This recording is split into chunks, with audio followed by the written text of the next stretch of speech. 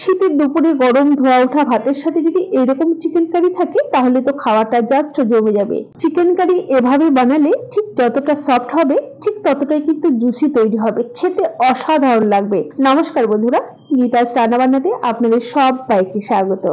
আসুন দেখে নেওয়া যাক আমার আজকের এই রেসিপিটা তৈরির জন্য এখানে আমি 1 কিলো 100 গ্রাম পরিমাণে কারি কাট পিস করে কেটে নেওয়া চিকেন নিয়েছি। চিকেনটাকে প্রথমেই আমরা টক দই দিয়ে ম্যারিনেট করে নেব। এই দইটা আমার নিজেরই তৈরি, দেখুন শীতকালেও কি সুন্দর দই বসেছে। তো এখানে আমি 100 গ্রামের চেয়ে একটু বেশি পরিমাণ টক দই দিয়ে দিলাম। এই দইটা দিয়ে চিকেনটাকে খুব ভালোভাবে ম্যারিনেট করে কমপক্ষে 30 মিনিটের জন্য রেস্টে রেখে দেবো। এতে করে চিকেনটা সফট আর জুসি হবে। হাতে সময় বেশি থাকলে 1 ঘন্টার জন্য রেস্টে রাখতে পারেন। ঢাকা দিয়ে এটাকে সাইডে রেখে দিলাম। মোটামুটি 30 মিনিট পরে রান্নাটা করবার জন্য গ্যাসে একটা কড়াই বসিয়ে দিয়ে দিলাম পরিমাণ মতো সরষের তেল। আর এখানে দেখুন নতুন ছোট আলু নিয়েছি, ছোট বলে আমি গোটাই নিয়েছি। তো এই গোটা আলুগুলোকে আমি তেলের মধ্যে দিয়ে দিলাম, সাথে অল্প পরিমাণ লবণ আর হলুদ গুঁড়ো দিয়ে নাড়াচাড়া করে আলুগুলোকে বেশ লালচে করে ভেজে নেব। আপনারা চাইলে এরকম ছোট আলু নিয়ে কিন্তু কেটেও দিতে পারেন অথবা বড় বড় আলু দিতে পারেন, কোনো অসুবিধা নেই। দেখুন আলুগুলো বেশ লালচে করে ভেজে নেওয়ার পর তেল ঝরিয়ে আলুগুলোকে একটা পাত্রের মধ্যে উঠিয়ে নিলাম। এখন ফোড়নে দিচ্ছি অল্প একটু গোটা জিরে আর কয়েকটা তেজপাতা।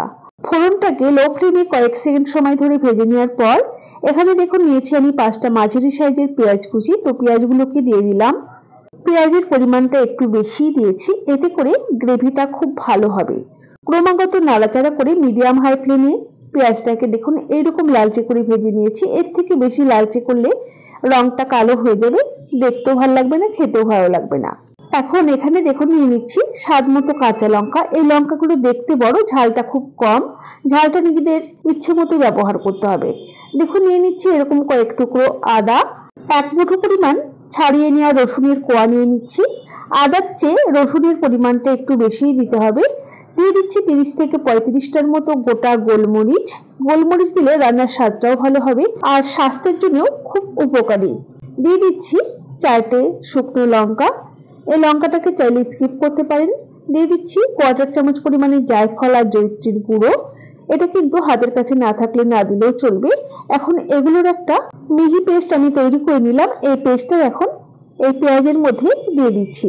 ক্রমাগত নাড়াচাড়া করে খুব সুন্দর করে কষিয়ে নিতে হবে যাতে করে আদা রসুনের কাঁচা গন্ধটা না থেকে যায়। গ্যাসের ফ্লেমটা প্রথম দিকে হাইতেই রেখেছিলাম, এরপর গ্যাসের ফ্লেমটা মিডিয়ামে রেখে খুব সুন্দর করে কষিয়ে নিয়েছি। এখন গ্যাসের ফ্লেমটা একদম কমিয়ে রেখে এর মধ্যে কিছু গুঁড়ো মশলা ব্যবহার করব। প্রথমে দিয়ে দিচ্ছি 1/2 চা চামচ পরিমাণ জিরে গুঁড়ো, 1 চা চামচ পরিমাণ ধনে গুঁড়ো, স্বাদ মতো লবণটাও দিয়ে দিলাম। দিয়ে দিচ্ছি 1/2 চা চামচ পরিমাণ হলুদ গুঁড়ো। চাইলে কিন্তু আপনারা রঙের জন্য কাশ্মীরি লঙ্কার গুঁড়ো অথবা ঝালের জন্য লাল লঙ্কার গুঁড়ো ব্যবহার করতে পারেন। একই সাথে 2টো মাঝারি সাইজের টমেটো কুচিও দিয়ে দিলাম। খুব ভালোভাবে নাড়াচাড়া করে মশলাটাকে খুব সুন্দর করে কষিয়ে নিতে হবে।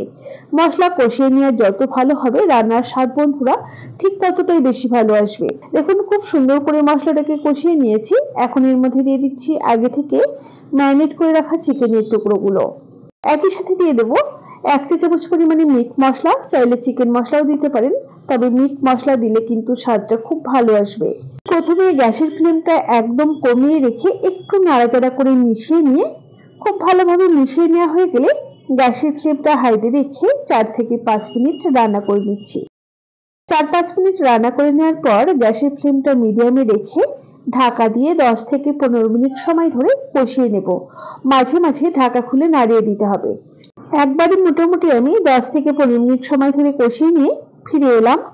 ঢাকাটাকে ওপেন করে নিয়ে একবার একটু নাড়াচাড়া করে নিচ্ছি। দেখুন চিকেন থেকে কিন্তু তেল ছেড়ে গেছে, খুব সুন্দর কষিয়ে নেওয়া হয়ে গেছে। ভেজে রাখা আলুগুলো এই সময়তে দিয়ে চিকেনের সাথে নাড়াচাড়া করে মোটামুটি 2 থেকে 3 মিনিট সময় ধরে কষিয়ে নিচ্ছি। এখন দিয়ে দেবো পরিমাণ মতো ফুটন্ত গরম জল। রান্নাতে গরম জলের ব্যবহার করলে রান্নার স্বাদ অনেক বেশি ভালো হয়। অবশ্য করে রান্নাতে গরম জল দেওয়ারই চেষ্টা করবেন। আপনি যদি আমার চ্যানেলের নতুন বন্ধু হয়ে থাকেন তাহলে অবশ্যই পাশে থাকা বেল আইকন সমেত আমার চ্যানেলটিকে সাবস্ক্রাইব করে নেওয়ার অনুরোধ রইল।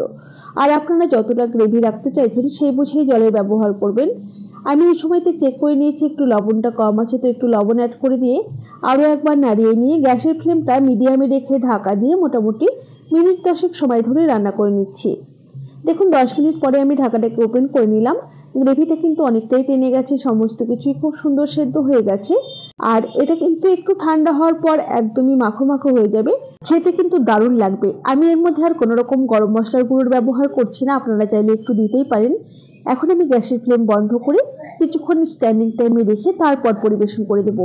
আমার এই চিকেন কারি রেসিপিটা আপনাদের কেমন লেগেছে অবশ্যই আমাকে কমেন্ট বক্সে কমেন্ট করে জানাতে ভুলবেন না যেন। ভালো লাগলে অবশ্যই একটি লাইক করবেন আর বন্ধুদের সাথে প্রচুর প্রচুর শেয়ার করবেন। তাহলে আজ এই পর্যন্তই, সকলে ভালো থাকবেন, সুস্থ থাকবেন। হাজির হয়ে যাব নতুন কোনো রেসিপি নিয়ে। ধন্যবাদ।